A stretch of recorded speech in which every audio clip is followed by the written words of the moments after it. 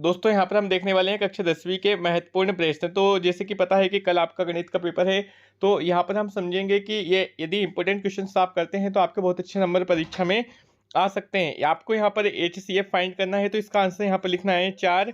फिर सेकंड वाला बेलन का आयतन का आपको सूत्र लिखना है। इस स्थिति में यदि A1/A2 is not equal B1/B2 is not equal C1/C2 है, तो इस समीकरण का कितना हल होगा, तो आपको लिखना है यहाँ पर कोई भी हल नहीं होगा, सी। तो इसके बाद दोस्तों आप क्वाड्रेटिक इक्वेशन देख सकते हैं अल्फा प्लस बीटा, तो इसका आंसर होगा -B/A, मतलब सी वाला। इसके बाद यदि आप पांचवा देखेंगे कि डिफरेंस, इसमें डिफरेंस कितने का है, तो -1 और फिर -1 करके होगा तो -2 इसका आंसर आने वाला। A coin toss the probability of the getting head be, एक सिक्के को उछालने पर पलटाने की प्रायिकता क्या होगी, तो एक सिक्के को उछालने पर पलटाने की प्रायिकता 1/2 होगी। यदि एक ही सिक्का उछाला जाता है तो चित्त पूछे या पट्टे पूछे तो उसकी प्रायिकता 1/2 ही होती है। गोले का आयतन का सूत्र लिखना है, तो 4/3 पाई आर क्यूब लिखना है आपको। B² - 4AC का मान यदि 0 से छोटा हो तो इस स्थिति में समीकरण के मूल कैसे होंगे, अवास्तविक होंगे।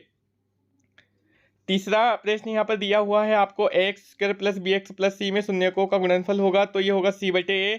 A1/A2 is not equal B1/B2 हो, तो इस कंडीशन में समीकरण के जो होगा वो सिर्फ एक अद्वितीय हल होगा या एक ही हल होगा। D बराबर से आपको सूत्र लिखना है यहाँ पे विभक्त कर का, तो ये होगा B² - 4AC। उसके बाद L + F1 - F0/2 F1 - F0 - F2 × H, ये फार्मूला होता है बहुलक का या इंग्लिश में बोले तो मॉड का।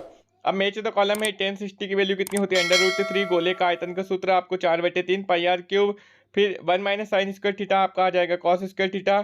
उसके बाद आप देखेंगे वास्तविक व बराबर मूल होंगे, तो इसका आंसर आएगा C। D बराबर से 0। उसके बाद cos 90 - थीटा होता है sin थीटा। दोनों अक्षों पर स्थित किसी बिंदु के निर्देशांक होते हैं 0, 0।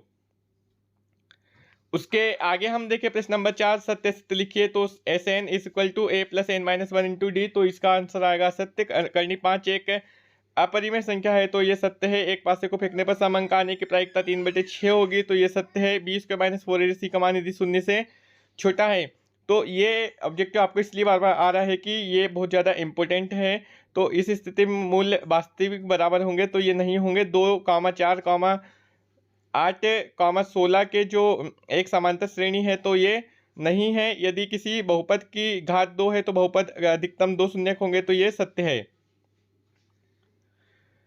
फिर प्रश्न नंबर 5 है, वृत्त का क्षेत्रफल का सूत्र लिखे, तो πr² sin 90 थीटा का मान लिखिए, तो इसका मान आपको लिख देना है। D बराबर 0 हो तो मूल कैसे होंगे, वास्तविक बराबर होंगे। द्विघात समीकरण का मानक रूप लिखना है, तो ax² + bx + C। 2, 4 कौन से चतुर्थांश में है, तो ये प्रथम चतुर्थांश में है। इसके बाद जितने भी ये मैथ से आप सारे मैथ देखेंगे, इंपॉर्टेंट मैथ से यदि आप इनको करते हैं तो परीक्षा में बहुत अच्छे नंबर यहाँ पर ला सकते हैं। एक बार बहुत अच्छे से इनकी तैयारी कर लीजिए ताकि आपको किसी भी प्रकार की कोई दिक्कत ना आए। दोस्तों आपको यदि इसमें से मैथ्स आते हैं तो आप लौट कर कमेंट करके जरूर जाइएगा। Thank you friends.